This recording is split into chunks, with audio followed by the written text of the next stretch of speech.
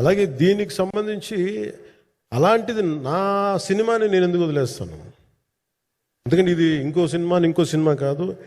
ఒక మేకప్ మ్యాన్గా ప్రారంభమయ్యి ఇంకో ప్రొడ్యూసరు, డబ్బులున్న ప్రొడ్యూసరు, పెద్ద జీవితాల నుంచి వచ్చిన ప్రొడ్యూసరే కాదు, చాలా చిన్న స్థాయి నుంచి, చాలా చిన్న స్థాయి, ఒక మేకప్ మ్యాన్ స్థాయి నుంచి బాయ్గా స్టార్ట్, అంటే చిన్నపాటి అసిస్టెంట్గా స్టార్ట్ అయ్యి చాలామంది మన సీనియర్ దర్శకులందరి దగ్గర పనిచేసి అంచెలంచెలుగా ఎదిగి నిర్మాత అయ్యి దర్శకుడయ్యి స్క్రీన్ ప్లే రైటర్ అయ్యి మీరు ఏమన్నానంటే ఆయన మౌనంగా ఉంటారు.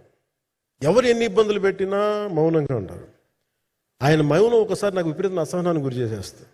మీరు ఏదైనా మాట్లాడాలంటే ఎవరు ఇబ్బందులు పెట్టి ఏం ఎదురు తిరగరు ఏంటంటే అంటే ఇలా అంటారు, ఏం చేయాలి. ఇంకా ఇలాంటి వ్యక్తికి ఆయన మౌనం నన్ను ఇలా రోడ్ల మీదకి వచ్చి ఇలా మీ దగ్గరికి ముందు నుంచోబెట్టింది.